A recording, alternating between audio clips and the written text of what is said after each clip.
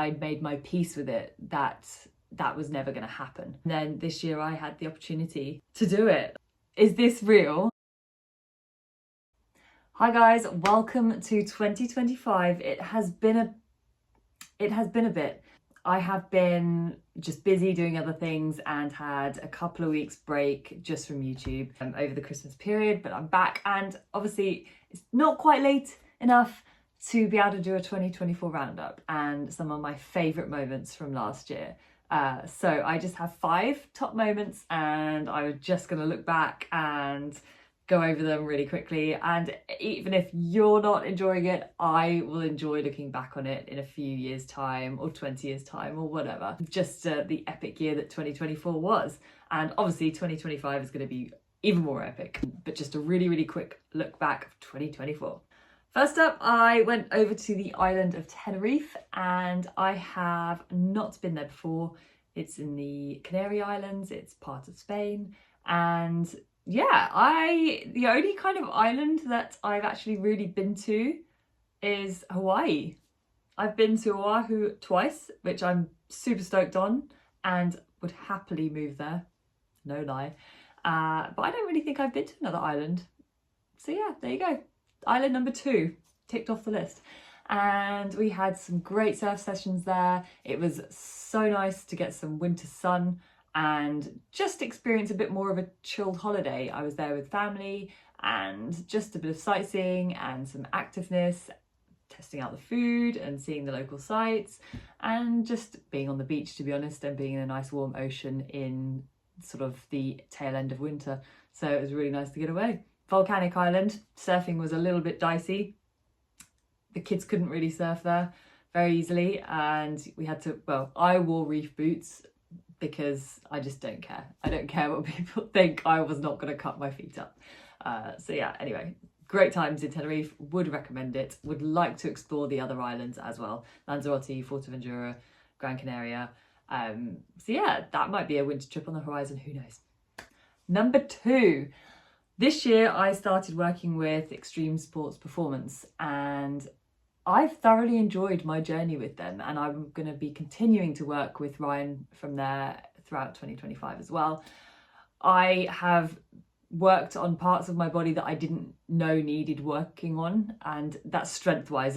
This is not aesthetics wise at all. This is purely to get stronger for life.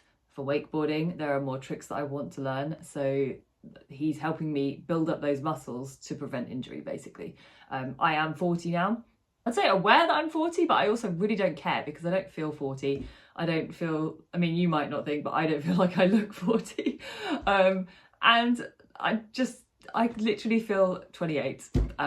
Hopefully with the wisdom of a 40-year-old, but maybe that's not right up there either. Really enjoyed working with Ryan from Extreme Sports Performance. The programs are so easy to follow, and I don't need a lot of accountability to actually get in the gym and get moving because it drives me. I need to move my body.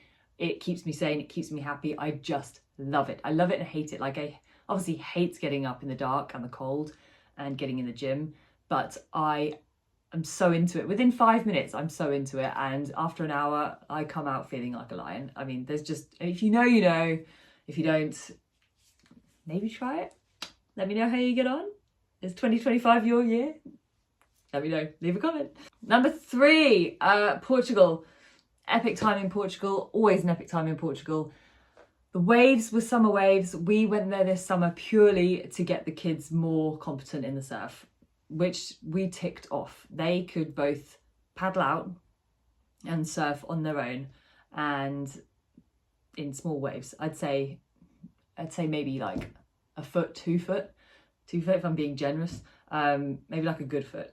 The older child can actually paddle out. Like, I can go out and paddle out and sit out the back with him, and he's learning how to handle himself in a crowd, which is amazing. Obviously he's completely learning the ropes and getting in the way, and can't quite duck dive yet, but we taught him how to turtle roll, so he was getting on really well. and my younger one is not there yet. He's a bit younger, so you can paddle out with him in really sort of mellow waves with not many people around, but they can both paddle in and stand up. And so that was the goal for Portugal, and so the waves were not epic for myself and my husband.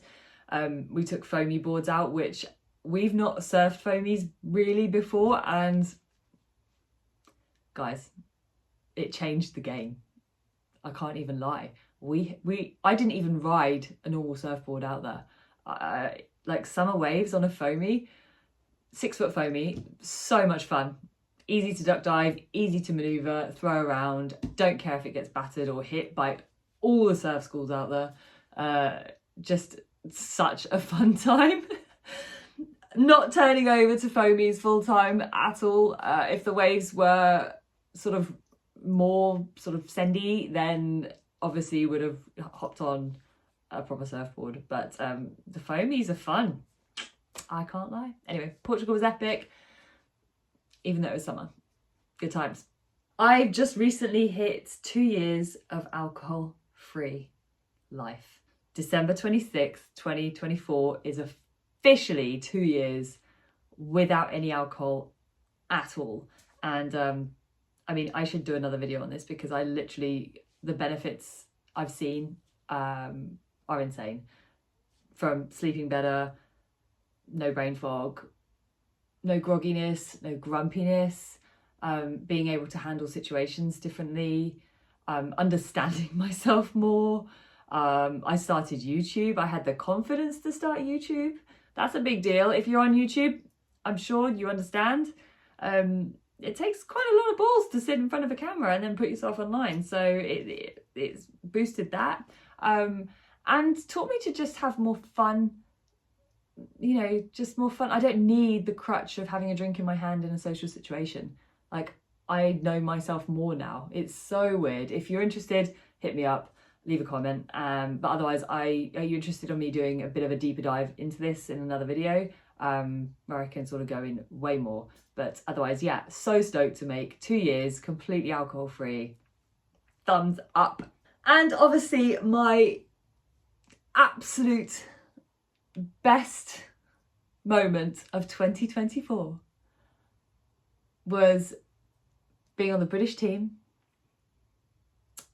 in Paris at the World Championships and getting a bronze medal in the Masters women. I mean, I almost have no words to explain what that was like. I've been wakeboarding for 23 years. For a very long time, the British team was the goal. And then I made my peace with it that was never going to happen.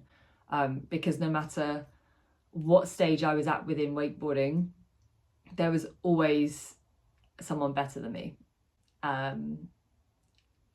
And also, as I changed age categories, there was always someone who had more air tricks, which obviously in an international competition with the IWWF, it is rails and air tricks. It's not just rail tricks. So whereas my rails and kickers might have been better, I didn't have the air tricks to back up a run.